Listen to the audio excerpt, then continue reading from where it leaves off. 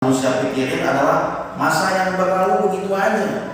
Dikirain itu yang kemarin-kemarin gak bakal ditanya, paling ditanya masih setiap apapun amal-amal.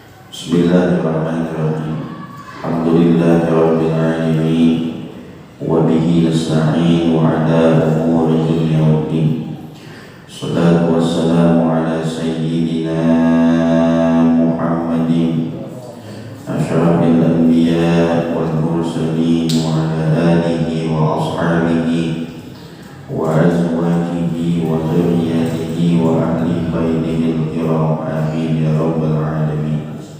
Wa qala Syekh al-Imam rahimahullahu ta'ala wa adana naf'a bihi wa bi barakati ulumi wa bikum fid daraini amin radhiyallahu anhu.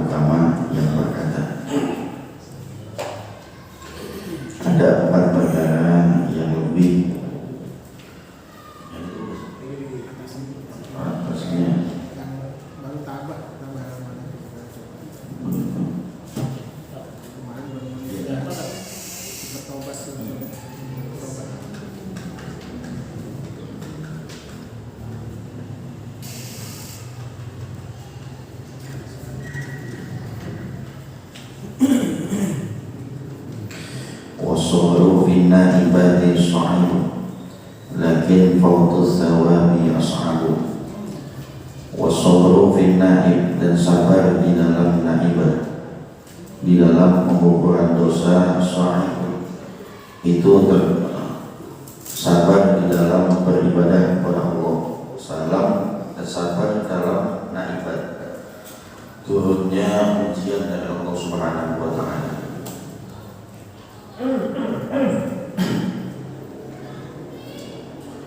Sa'ibun itu sulit,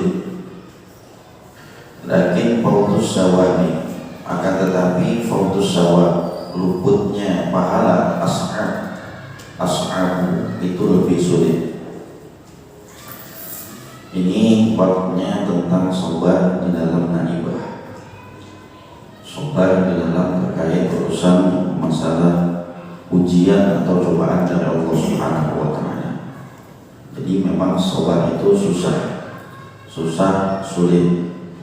Apalagi ketika seakan-akan ujian itu menjadi mengganggu buat kehidupan kita. Ya, padahal senantiasa Allah Subhanahu wa ta'ala kasih ujian makhluknya itu terkait dengan urusan keimanannya.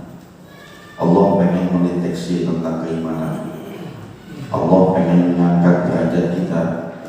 Allah pengen melipetin kebaikan kita. Allah pengen menghapus dosa-dosa kita. Caranya itu dia lewat ujian dari Allah Subhanahu wa ta'ala. Kadang-kadang terlebih sulit ketika orang itu nerimanya aja susah. Ala naibah. Tapi kata Nazom ini dikatakan lakin fautus sawab, akan tetapi faut luputnya, hilangnya dari kita, as-sawab akan satu pahala, as'ab itu lebih susah. Artinya nyari pahala lebih susah ketimbang sobar ketika kita diuji.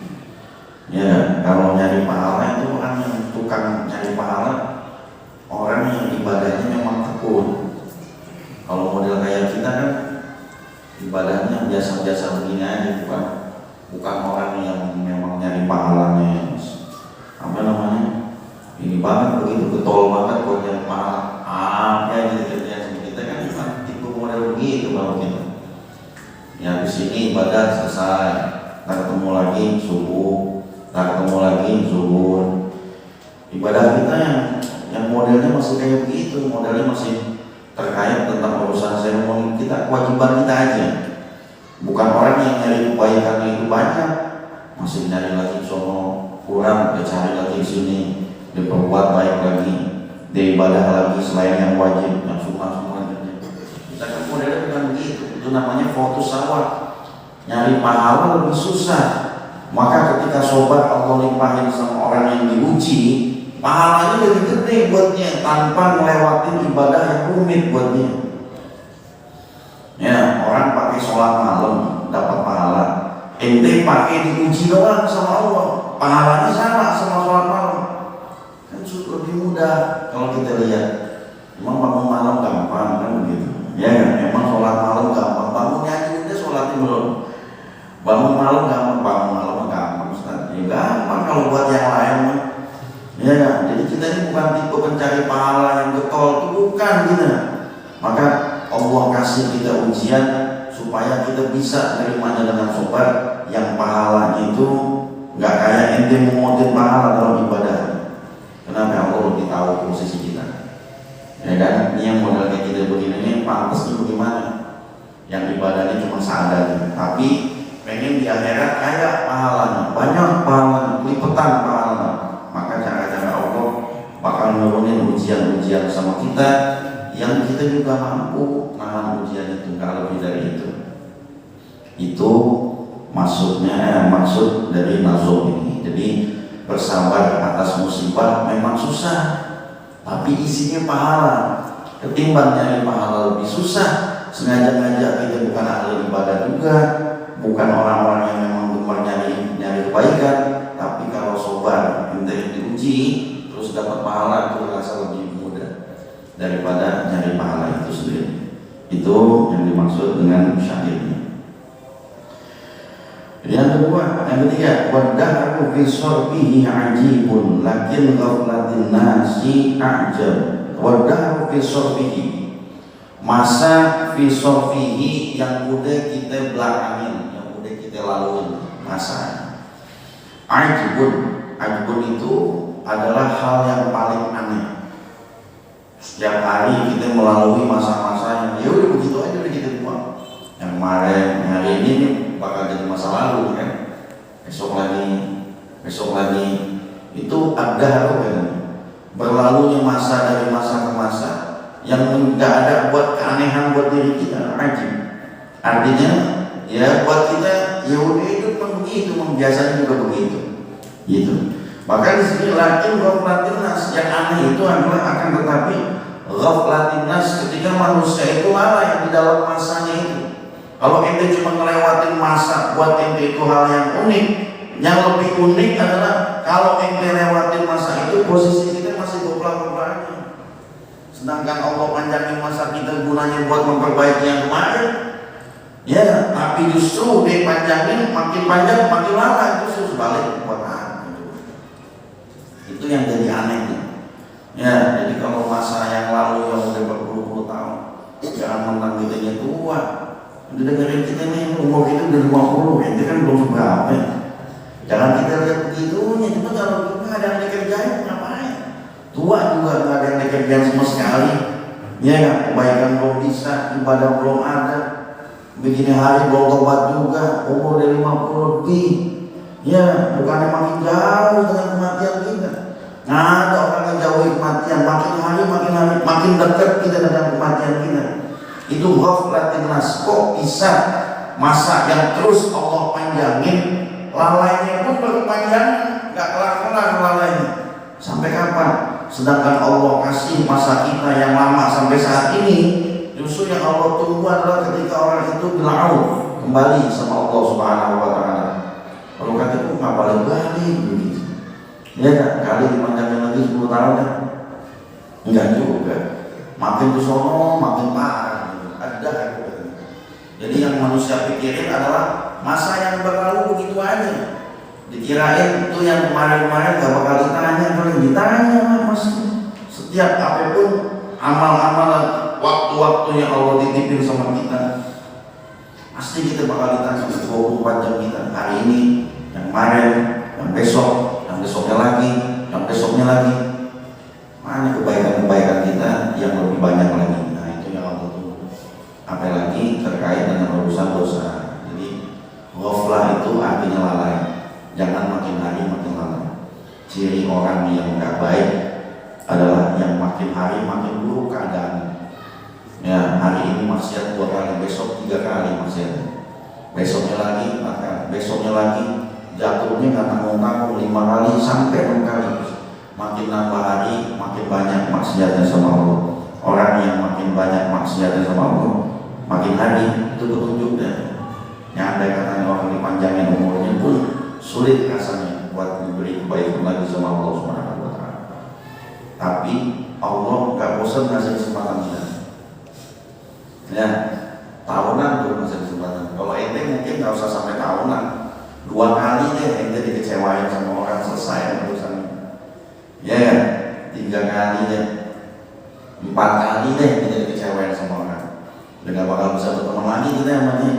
Tapi Allah dikecewain tiap hari yang kita Allah tungguin, ibadahnya gak nyampe-nyampe juga. Ya kan, kebaikannya belum ada juga. Puluhan tahun hidup di dunia, kapasitasnya semua Allah kasih. Apa aja yang udah Allah berikan, udah makin hari makin keadaan berpikirnya sekali sama Allah Subhanahu wa Ta'ala. Itu tandanya orang-orang yang memang ditakdirkan sama Allah untuk jauh sama Allah Subhanahu wa Ta'ala. Begitu ya. Jadi jangan kita bikin aneh tentang masa yang udah kita lewatkan. Yang aneh adalah makin hari makin gofar, makin hari makin lalai kita sama Allah Subhanahu wa Ta'ala. Wa kullu ma qad yaji'u karim, dan tiap-tiap apa-apa yang sungguh terkait dengan kematian yaji'u karim itu bakal datang lebih dekat. Ya, waktunya makin lama makin dekat. Lakinnal maut min dzaka aqrab, akan tetapi yang namanya mati lebih dekat lagi. Al-aqrab. Ya, jadi mati itu satu hal yang Allah berikan sama kita pakai kalimat-kalimat yang pasti. Terus datang waktunya yang udah Allah tentukan langsung. Maka ketika mati itu ditentukan sama Allah di tahun sekian, di tanggal sekian, di detik sekian, dia udah gak bakal bisa mundur lagi. Ya, manusia sampai batas itu udah kita anggap selesai kehidupannya. Itu ghaflah wa kullu ma qad yaji'u qarib. Apa-apa yang datang sama kita memang dekat rasanya. Apa aja, mau rezeki, mau nikmat, mau segala macam. Tapi walakin mau, akan tetapi yang namanya mati pun sama. Apa bedanya mati sama rezeki? Sama-sama menghampiri kita dua-duanya. Sebagaimana rezeki yang besok pasti bakal datang sama kita. Andai kata besok urusan kita udah beres pun, dia pasti bakal ngambilin kita. Gak bakal lolos maksudnya. Artinya gak bakal ada yang terlewatkan. Itu yang jadi pemikiran kita. Inilah syair yang dibuat oleh Mu'adz bin Jabal radhiyallahu ta'ala. Kata Mu'adz, qawluhu wad-dahru fi sharfihi ajib. Perkataan ad-dahru fi sharfihi ajib. Masa yang masanya itu adalah yang udah lalu, ada ajib, yang diaminkan sama orang. Apa itu? Ay inna zaman fi taghayyurihi bil umuril haditsati ajib. Masa zaman yang di dalam perubahan semua perkara al-hadisah yang baru, al-ajib, yang aneh, kagak ada yang diperbuat sama sekali, yang baru. Ya, jadi kalau orang itu nggak sholat sampai saat ini, ya udah nggak sholat aja. Gitu, al-ajib itu, anehnya begitu. Makin hari makin jalan, nikmat makin banyak, semuanya Allah kasih, makin hari kok nggak ada sama sekali perkembangannya, ya kan? Harusnya kan kalau orang dikasih kan harus mikir. Emang kalau manusia yang nggak bisa berpikir kayak begitu, ya orang yang ibadah tandanya pikirannya jalan, ya kan? Setiap kali dia dikasih sama Allah, dia harus mencari siapa Allah Subhanahu wa Ta'ala untuk mengucapin terima kasih sama Allah. Tapi ada orang yang sampai saat ini nggak bisa menemui Allah, nggak bisa ditemuin. Kenapa dia nggak bisa nemuin Allah? Ya mungkin dia nggak mau tahu. Sebabnya sih sebenarnya nggak mau tahu ya. Awalnya dia pikir yang selama ini ngidupin dia itu kerjaannya, ya. Dia pikir yang selama ini ngidupin dia itu keluarganya. Dia pikir yang selama ini ngasih segala sesuatu teman-teman dekatnya dia bukan Allah Subhanahu wa Ta'ala. Itu tuh yang dia pikir. Namanya la ayatul liulil albab. Kalau ente nggak bisa mikir tentang ini, berarti pikiran kita belum jalan semua. Ya, jadi sampai saat ini kalau masih ada orang yang belum bisa ibadah sama Allah Subhanahu wa Ta'ala, kenapa sih ada apa hatinya? Kok masih bisa sampai saat ini belum bisa menemuin Allah? Padahal nikmatnya udah begitu banyak yang Allah kasih sama kita. Cuma sampai saat ini masih belum bisa juga kita nemuin hal-hal yang terkait tentang Allah Subhanahu wa Ta'ala. Apa jawabannya? Dalam kitab Fathul Majid diterangin, karena orang itu memang nggak mau tahu jawabannya itu. Ya, pikiran sama, akal sama, mata sama, hidungnya sama, semuanya sama. Pikirannya sama coba itu. Kalau pikirannya sama, berarti kalau teman kita bisa mikir, masa kita kagak bisa mikir? Begitu jawabannya. Tapi kalau sampai saat ini kita belum bisa mikir, sampai saat ini memang intinya yang nggak mau mencari Tuhan kita, Allah Subhanahu wa Ta'ala. Kan itu dikerjakan sama Nabi kita. Nabi Ibrahim kan kerjain nyari Tuhan itu waktu kecil. Apa Ibrahimnya? Kalau Nabi Ibrahim aja yang belum tamis di nyari Tuhan, dulunya belum tuh. Umuran masih 6 tahun, 5 tahun ya belum harusnya. Ukuran kita 6 tahun, ya Allah masih sibuk makan aja belum bisa. Dia udah nyari Tuhan. Oke, kalau memang nggak bisa, ada lagi patokannya dalam ilmu tauhid. Sampai tamis deh, sampai ente dewasa deh, sampai ente bisa bedain yang mana yang hak, yang mana yang batil deh. Kalau ente udah bisa bedain yang hak dan yang batil, boleh nih anaknya kita kasih ajaran tentang tauhidullah. Bagaimana tadi cara tentang kekuasaan Allah Subhanahu wa Ta'ala. Itu. Makanya orang dulu, orang tua kita, ilmu tauhid lebih utama dari ilmu fikih. Ya kan? Kalau orang kita kan sekarang fikih langsung. Tauhidnya kagak diperhatiin tauhidnya. Kalau orang tua kita tauhidnya diperhatiin dulu. Kalau sekarang langsung sholat, langsung puasa, langsung zakat, langsung haji, langsung ibadah-ibadah yang lain. Tapi ini ibadahnya buat siapa ini nggak tahu. Awal wajibin 'alal insan ma'rifatul ilahi bistiqani. Awal wajib 'alal insan, atas manusia, ma'rifatul ilah, mengenal Allah Subhanahu wa Ta'ala bistiqani, sebelum dia mempelajari ilmu-ilmu yang lain, dengan istiqon, dengan sebenar-benarnya dia mengenal. Itu dulu tuh. Memang kalau ente itikotnya bukan sama Allah, sodako ente ada hasilnya. Ya, ini sodako kita nih. Tapi imannya kagak, ada nggak hasilnya? Nggak ada nih. Emang zakat kita yang sampai miliaran, andai kata ente kagak iman, atau ente iman, tapi iman ente belok misalnya, akidahnya belok nih. Emang ada hasilnya? Ada zakat kita yang hampir puluhan miliar? Nggak ada. Iman dulu landasannya.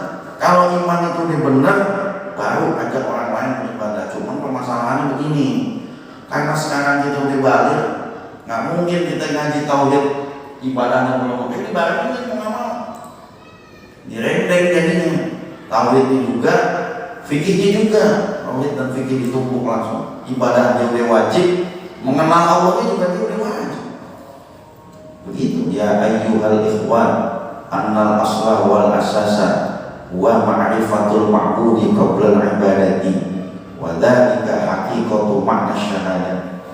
Ya, kata Habib Husain bin Thahir dalam kitab Sifat 20, beliau bilang, ya ayyuhal ikhwan, wahai para ikhwan, saudara-saudaraku, annal asla wal asasa, sesungguhnya asal permasalahan pokoknya, wal asasa, asas itu apa binaannya, ya apa namanya sih, pondasinya. Sebenarnya asalnya pokok permasalahan dan apa namanya inti permasalahan wa ma'rifatul ma'budi, yaitu ma'rifatul ma'budi. Ente harus mengenal ma'bud, siapa yang ente sembah, qoblal ibadati, sebelum ente beribadah. Wa dzalika haqiqatu ma'na syahadah, dan inilah yang dibilang maknanya dua kalimat syahadat. Begitu. Kalau sekarang kebalik, ibadahnya dulu baru jaga yakin. Akhirnya pas ibadah remeng-remeng jadinya nggak jelas. Kadang ibadahnya kagak, kadang kalau lagi bener-bener, kadang-kadang hilang. Ya kadang-kadang ngomong lagi, nggak hilang lagi. Karena dia belum kenal sama Allah Subhanahu wa Ta'ala. Kalau dia kenal, orang nggak sholat bakal disiksa lebih banyak, nggak bakal dia nggak sholat. Saat ini orang takut sholat Jumat 3 kali kafir. Tapi itu pahami hadis Nabi dong. Siapa orang yang meninggalkan sholat secara sengaja, dia kafir secara nyata. Jangan Jumat ente takut gara sholat. Yang biasa ente berani ninggalin, balik kan ya. Jumat 3 kali kafir. 3 kali dulu baru kafir kan. Tapi lihat hadis Nabi, man tarakas sholat muta'ammidan, ya kan? Siapa orang yang meninggalkan sholat secara sengaja, fahuwa kafarun jihad, maka dia adalah kafir yang nyata. Itu hadis Nabi ada jelas. Orang kan kalau sholat Jumat takut dia, udah 2 kali loh, kalau besok kafir loh. Tapi subuhnya kagak, ya. Tapi maghrib kagak, Jumat doang sholatnya seminggu sekali. Sama ya orang kafir juga seminggu sekali ibadahnya. Wah, itu kan begitu bukan? Ya, sama ibadah yang mana aja, yang mana kafir, apalagi sholat. Itu jaga kita jagain, apalagi muta'ammidan. Sekarang pertanyaannya, orang ini sekarang hari ini dia ninggalin sholat muta'ammidan apa kagak? Menurut ente, kira-kira sengaja atau tidak sengaja? Orang sekarang nih ninggalin sholat, menurut ente nih sengaja atau tidak sengaja? Sengaja kan? Kalau nggak sengaja kan dia dalam posisinya, dia selamat. Dibilang aja nggak kedengeran, masjid lain kan nyampe, nggak nyampe masjid TV aja, mengkomatnya kagak. Ya tapi kan aja, nggak bisa ditutupin TV kagak, handphone punya aja. Nggak ada alasan, udah nggak bisa sekarang dia bikin alasannya. Ya. Kalau nggak kena juga, lihat suhunya kan udah kelihatan di semua. Kondisi-kondisi di mana waktunya ibadah sholat. Jadi udah nggak bisa yang ditutupin. Kalau ente takut sholat Jumat 3 kali betul-betul kafir, sholat wajib nggak perlu sampai 3 kali, sekali kafir langsung. Jelas pada sini. Benar ya? Nggak butuh kita. Maka itu yang penting buat kita. Makanya kalau kita gampang-gampangin hal kayak begini, karena kita belum kenal nih tentang bab-bab yang seperti ini. Itulah maknanya orang kudu belajar ilmu tauhid supaya kenceng ketauhidannya, ya kan, supaya kuat keimanannya. Karena zaman sekarang yang lagi digodok nih imannya, bukan ibadahnya, ya kan. Ibadahnya orang sekarang bagus, tapi keimanannya yang lagi dipecah keimanan. Ya, baik. Wa an Anas radhiyallahu ta'ala, dan dari Sayyidina Anas Raja telah keluar Nabi sallallahu alaihi wasallam yauman satu hari, wa huwa akhidun biyadi, dan mengambil di tangannya Abizar, wa qala ya Abizar alimta aina baina aydina aqabatan,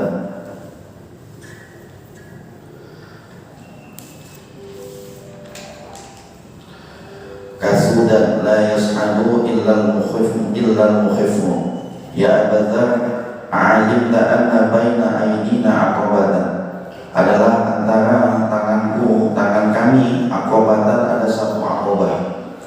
Kau kasudan la yas'aduha illal mukhifun, dan tidaklah satu ini dilakukan melainkan illal mukhifun, ada keringanan buat orang itu. Qala rajulun ya Rasulullah aminal mukhifina ana aminal muthqalin, ya Rasulullah, telah aman orang-orang yang meringankan, anak aminal muthqalin, atau di mana orang-orang yang memberatkan. Qala indaka ta'amu yaumin, qala na'am, orang-orang yang bakal diringankan, dia punya amalnya, dia punya hisabnya. Ta'amu yaumin, orang yang memberikan makan tiap hari. Qala na'am, qala ya Rasulullah, wa ta'amu ghadin, orang-orang yang hisabnya itu berat adalah orang yang makanan hari ini masih ada lebihnya. Wa ta'amu ghadin, apalagi ta'am yang buat besok misalnya. Kenapa dia bilang bakal dihisab? Karena kalau dibutuhkan tuh makanan. Suatu saat Nabi sama Sayyidina Bilal, Nabi lagi dakwah begini nih, ngobrol begini nih Nabi. Tiba-tiba Nabi tinggalin dulu. Nabi tinggalin sesuatu, katanya kayak ada yang kelupaan di rumahnya tuh, kayak ada yang kelupaan. Dia pulangnya cepat, kebut Nabi pulangnya. Jadi ini perkumpulan begini dijeda dulu. Ini perkumpulan begini udah paling bahaya. Ya, rasanya kalau Nabi ninggalin sesuatu yang begini, patingan itu lebih penting dari yang di sini. Kan begitu. Iya kan? Kalau ngasih ilmu sama orang lain itu udah paling tinggi nilainya. Orang yang ngerti jadi paham, orang yang nggak tahu jadi tahu, orang yang nggak tahu halal jadi tahu halal, nggak tahu yang haram jadi tahu yang haram. Itu kan namanya amalan paling tinggi. Ini lebih tinggi dari sholat ini, ya, lebih tinggi dari puasa, lebih tinggi dari haji, lebih tinggi dari yang lain-lain. Karena yang di sini yang dibahas tentang ilmunya. Nggak ada ibadah yang lebih tinggi melainkan ibadah yang modelnya kayak menuntut ilmu. Tapi Nabi ninggalin karena ada satu hartanya. Tinggal beberapa dirham lagi yang masih ada di meja dia, tinggal. Ya, itu yang dia pikirin. Kalau sampai masanya lewat nggak dibagiin, itu yang jadi Nabi takut. Illal musqallin, sesuatu yang bakal bisa ngeberatin kita. Bagaimana kita yang suka nyimpen, kalau kita kan nyimpen, ya kan? Karena sesuatu yang belum dibutuhin, yang belum berarti. Kalau Nabi dia buru-buru dibagiin sama dia, ada beberapa dirham yang ketinggalan di meja itu, orang kayak begini sampai ditinggal sama Nabi. Khawatir muskol kan, khawatir sesuatu yang bisa ngeberatin. Ada beberapa dirham terletak di meja kan, mesti dibagiin. Kalau nggak dibagiin repot. Kalau sampai besok kita nggak biasa nyimpen beginian, gimana? Oh, kita nyimpennya bukan main, jangan dirham. Kalau ada dinar disimpan gitu.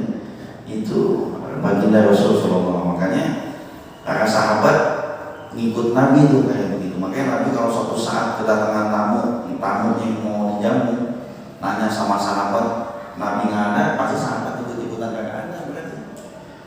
Gitu. Jadi Nabi itu nggak pernah stok model kayak begitu. Maka sahabat otomatis ikut. Sahabat kan nggak bakal ikut yang lain. Ya, orang yang paling dekat sama Nabi, dia punya kecintaan yang tinggi, sahabat, keimanannya. Ya, apa yang dia kerjain pasti dia ikut. Waktu Nabi tanya, kira-kira ada yang bermakanan, mana punya tamu, kagak disuguhin, kagak enak, kagak ada yang punya.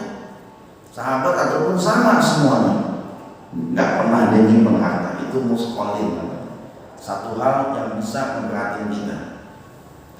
Kenapa?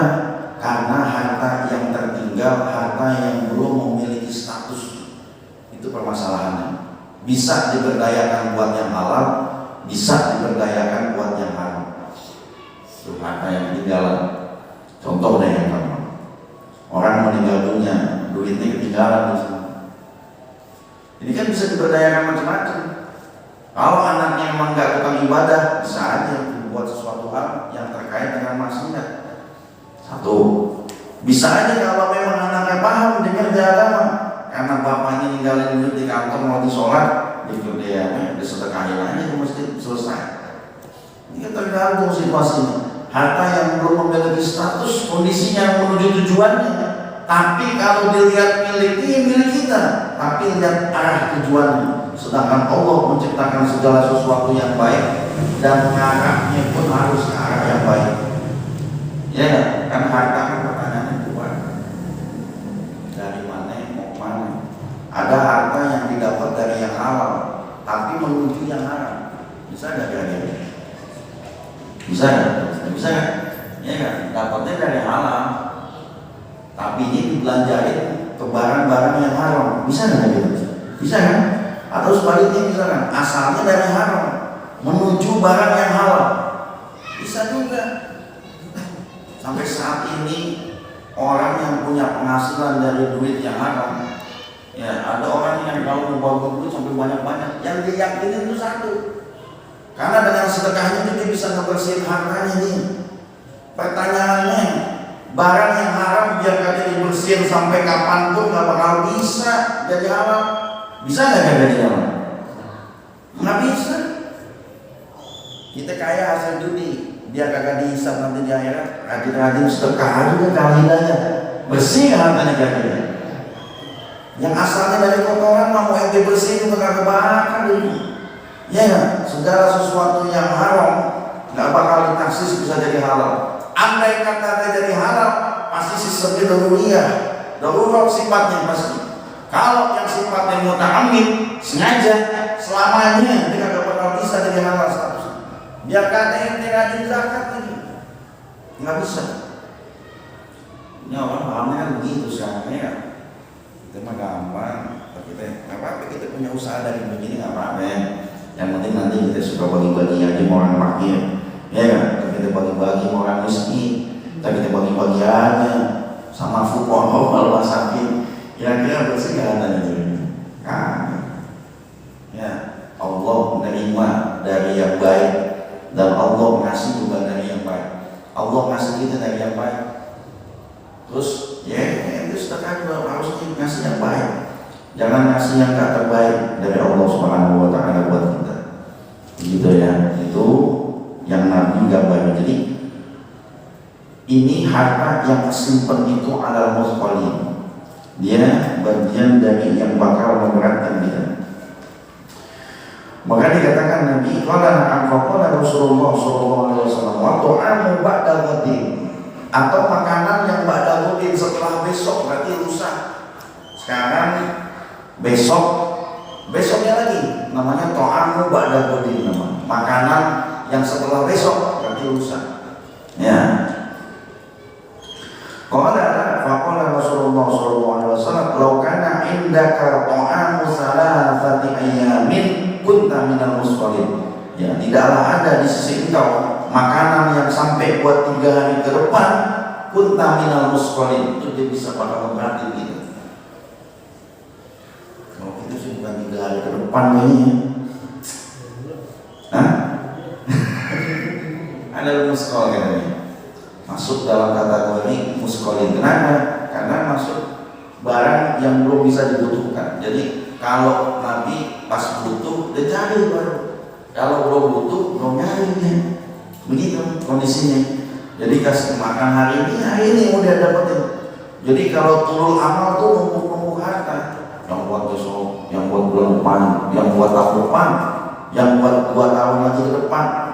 Padahal kalau buat kita hal itu hal mudah. Tapi ternyata jalannya bukan jalan kita. Kagak ada orang-orang yang berjalan di jalan agama Allah yang kerjaannya numpuk-numpuk makanan, nggak ada. Ada nggak kira-kira? Nggak ada. Ya, itu bukan jalan kita. Justru jalan-jalan orang selain kita. Kalau jalannya jalan Nabi, Nabi adalah orang yang tak pernah numpuk makanan. Habib Umar bin Muhammad bin Hud Alatos, beliau di Cipayung. Dulu maulid terbesar zaman-zaman dulu Habaib. Beliau namanya paling gede maulid dulu, masih tahu-tahu. Ya, beliau meninggalnya dimakamin di Condet ya. Pernah punya rumah di Condet juga. Ya, punya rumah di Condet. Rumahnya itu di sini nih, di Ubinnya nih ada bahan-bahan buat membuat porselen. Ini dijual mahal ya, rumah. Nah, beliau kalau datang ke Malaysia, orang Malaysia nyangka Habib Umar ini punya perusahaan di Indonesia karena duit banyak kayaknya. Tapi kalau datang ke Indonesia, orang Malaysia nyangkanya dia punya perusahaan besar. Dia itu nggak pernah nyimpen makanan. Makanya dia itu ketemu nabinya hampir tiap hari. Suatu saat pernah kesimpan makanannya sekali. Makanan biasa dari namanya nyimpen makanan, kita nggak minum kan. Simpen nih makanan semalam sampai besok nggak ketemu tuh. Dia nggak bisa jumpa sama Rasulullah. Tuh hari itu nggak ketemu sama Nabi. Itu yang jadi pergi. Makanya pernah suatu saat ada ulama di Baghdad. Ya, ulama di Baghdad kedatangan ibu-ibu datang. Dia nanya nih, ulama ini ditanya sama ibu, "Ustaz, saya mau tanya dong. Saya biasa mimpi ketemu Nabi, tapi belakangan kok nggak ketemu lagi." Ya, itu yang bisa jadi sedih kita. 3 hari ini udah nggak nongolin lagi Nabi Muhammad SAW. Nabi sekian saya. Ini ulama kaget. Kata ulama, kita yang Ustaz kok pernah mimpi? Ya, mimpi itu pernah mimpi. Ada kebaikan dia tuh. Kebaikannya adalah dia orang miskin gitu. Orang yang suka ngasih makan orang miskin aja. Karena Nabi ngerjain, dia ikut ngerjain, dapat banget. Pokoknya apa aja yang udah biasa standar Nabi ngerjain, kalau ente ngerjain itu seakan-akan itu sunnah Nabi, Nabi bakal dekat sama kita. Ya kan? Jadi ibu-ibu masalahnya putus nih to'amnya. Kenapa putusnya? Karena kondisinya yang udah nggak memungkinkan. Saya udah nggak bisa ngasih lagi memang untuk saat ini. Karena kerjaan saya stop, jadinya nggak bisa lagi. Kebutuhan saya ngepas, jadi saya nggak bisa lagi. Memang standarnya saya biasa ngasih orang, cuma kesetoknya dia, impiannya pun kesetok. Mungkin dia tanya problemnya sama Ustaz. Itu yang jadi permasalahan. masalahnya. Kadang-kadang kita buat ikut Nabi itu susah kayaknya. Susah kalau kita ya. Apa aja milahnya baginda Nabi kayaknya nggak jadi daya tarik buat kita. Kurang gitu daya tarik hati kita. Tapi kalau daya tarik orang kita pengen ikutin. Ya, orang punya motor bagus. Kayaknya kita ketarik gitu. Enak juga tuh punya motor gitu. Jadi apa aja milah orang kita masih pengen ngikutin. Tapi milah Nabi yang kita ceritain gitu, kita kisahin, nggak ada getaran sedikit pun, padahal modalnya murah. Ikut Nabi, ikut orang modalnya mahal, ya kan? Ikut Nabi modalnya murah, ikut Nabi pakai siwak modalnya 10.000, modalnya goceng misalnya. Ikut orang pakai motor modalnya 30 juta misalnya, modalnya 20 juta. Tapi yang mahal kok bisa mudah gitu. Tapi ikut Nabi yang murah kita nggak bisa, nggak sanggup kita ngikutin Nabi. Berarti cintanya yang bermasalah. Memang kita belum cinta sama Nabi Muhammad SAW. Ya kan, makanya hijab manusia antara kita sama Nabi jauh. Ya, para muslim, para orang-orang tua kita, para ulama kita, ketika dia mengucap assalamu alayka ayyuhan nabi wa rahmatullah wa barakatuh di dalam sholat itu kan orang mengucap salam sama Nabi. Ya, itu diterangin sama ulama kita di Uskuria itu juga. Tuh ada ulama kita yang mengucap salam sama Nabi, kalau Nabi belum jawab dia bakal mengucap salam, diulang-ulang assalamualaikum. Assalamualaikum ayuhan nabi wa rahmatullahi wabarakatuh. Assalamualaikum ayuhan nabi. Karena kuping dia biasa dengar Nabi nyaut salam. Kuping kita mana ada. Siapa yang mengucap salam, siapa yang nyaut. Karena assalamualaikum kan ketujuh satu orang itu. Assalamualaikum sejahteralah engkau ayuhan nabi. Ya, wahai Nabi Muhammad SAW. Ayuhan Nabi wa rahmatullahi wabarakatuh. Dan semoga rahmat Allah terlimpah sama ente wa barakatuh. Dan semoga keberkahan Allah juga terlimpah sama ente. Dijawab sama Nabi, waalaikumsalam warahmatullahi wabarakatuh. Ulama kita masih dengar kupingnya, kalau kita wah nggak dengar. Oh, kalau ente mengucap salam dengar suara kabur ente. Ya, tuh Rasul SAW hadir tuh di sholatnya para ulama kita.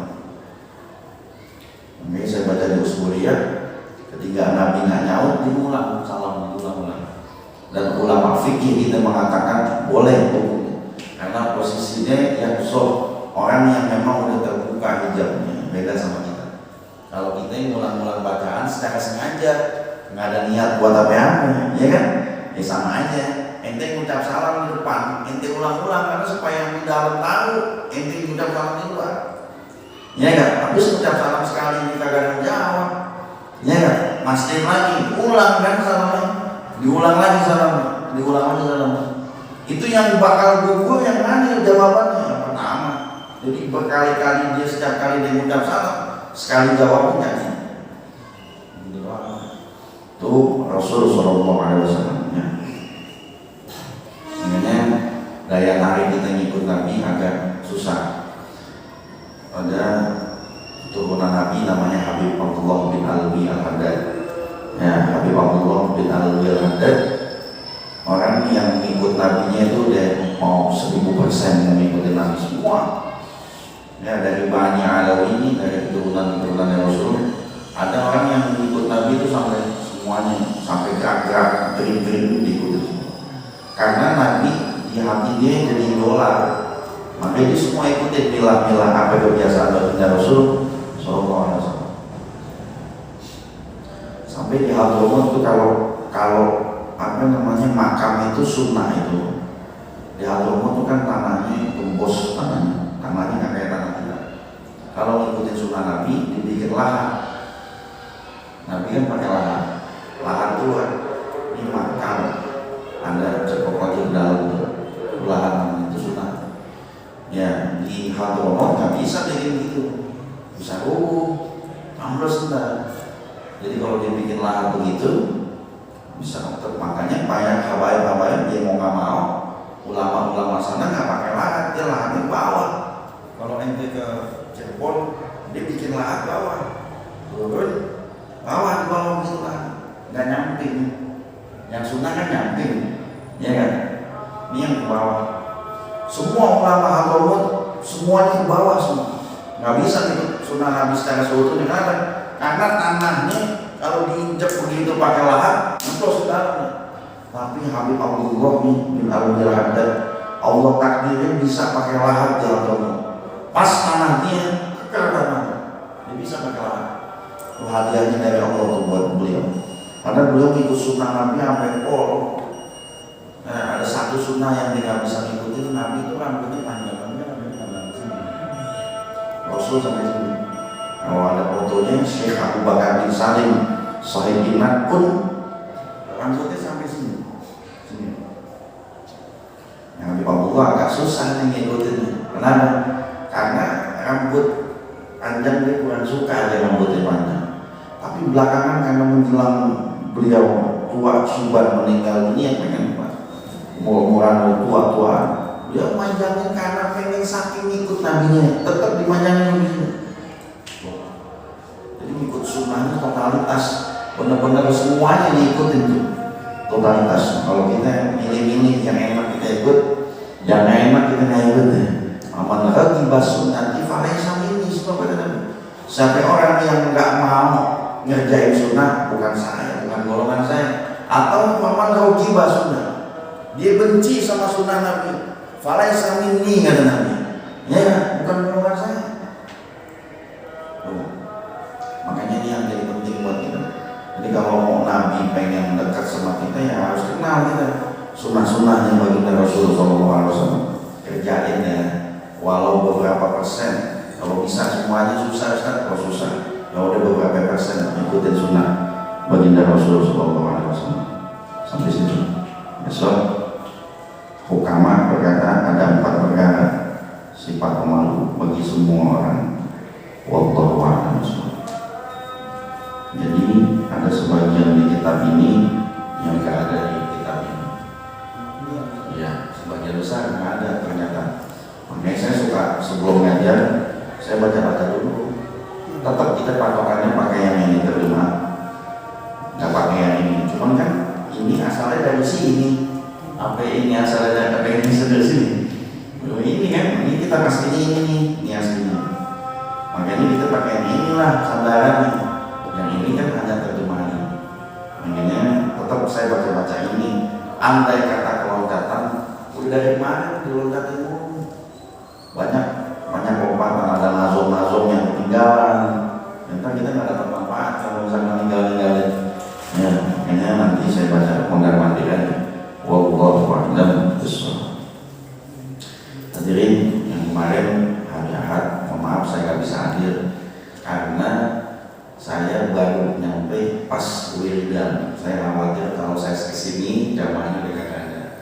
Saya baru pulang antar istri saya dari bandara. Ini persis banget tuh kalau jam, makanya saya bicara sama ketua, saya kira-kira minggu besok pengajiannya karena saya sebulan sekali gitu. Kalau besok bisa, berarti insya Allah besok kita ngaji. Insya Allah ngaji di pengajiannya kita undur ke Ahad besok. Ya, sudah pada baca semua, tahu-tahu saya nggak nyampe ke sini. Jamnya ikut Pak.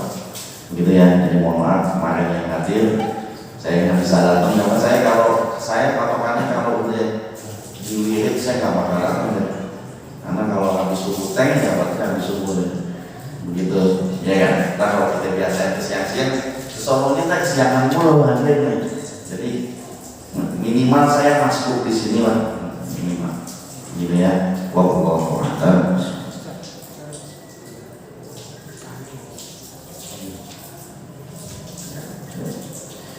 Bismillahirrahmanirrahim. Alhamdulillahirabbil alamin. Wassallallahu wa baraka ala sayyidina Muhammad wa ala ali sayyidina Muhammad wa bi barakatina bi barakatihi wa hilal husna bi hurmatihi wa min nabi tabi'atihi wa mu'afa min al-bidah. Sallallahu ala sayyidina Muhammad wa ala alihi wa sahbihi wa sallam. Alhamdulillah. Assalamualaikum warahmatullahi wabarakatuh.